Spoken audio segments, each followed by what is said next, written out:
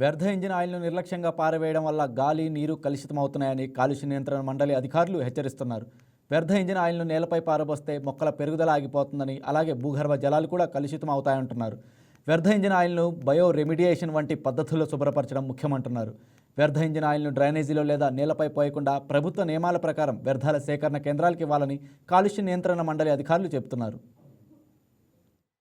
Recycling బిజినెస్లో 20 years నుంచి ఉంటున్నాం అనమాట. అప్రాక్స్గా మా ఫాదర్ కూడా ఇదే బిజినెస్. కాకపోతే ఇప్పుడు లేటెస్ట్ టెక్నాలజీ ఇంప్లిమెంట్ చేసాము. మనకి యూజ్డ్ ఆయిల్ అనేది కార్బన్ కంటెంట్స్ ఆల్కలై మెటల్స్తో ఉంటుందండి. మేము దాన్ని అప్ టు 120 degrees వరకు వెళ్తాం అనమాట. మన దానిలో వాటర్ మాయిశ్చర్ అంతా రిమూవ్ చేసేస్తాం. దాని తర్వాత in the presence of bentonite powder అని చెప్పేసి హిల్ ఫామ్లో కర్ణాటక దగ్గర దొరికిద్ది. న్యాచురల్ రిసోర్స్నే వాడతాం. అది వచ్చేసి up to 300 degrees under distillation వెళ్తామండి.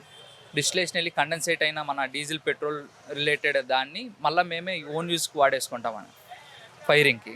దాని తర్వాత మాకు వచ్చే రీసైకిల్డ్ ఆయిల్ వచ్చేసి 90% గ్రీజ్ మ్యానుఫ్యాక్చరింగ్ ప్లాంట్స్కి వెళ్ళేదండి. ఒక 10% మాత్రం మన ఇంజిన్ ఆయిల్స్ ఉంటాయి కదండి, ఇంజిన్ ఆయిల్స్ తయారు చేసేవాళ్ళు విడిగా బయట ఉంటారనమాట.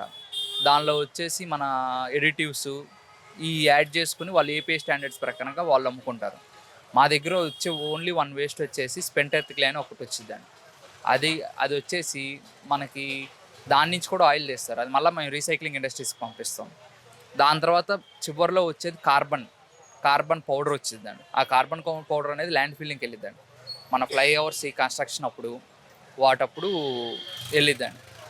సో అదే కొన్ని సంవత్సరాల తర్వాత కార్బన్ పౌడరు మనకి కోల్ ఫామ్లో అయిపోద్ది అనమాట అండి. సో మనకి జీరో వేస్ట్ అనమాట. దీని ద్వారా మేము యూజ్డ్ రీసైక్లింగ్ బిజినెస్లో 20 ఇయర్స్ నుంచి ఉంటున్నాం అనమాట అండి.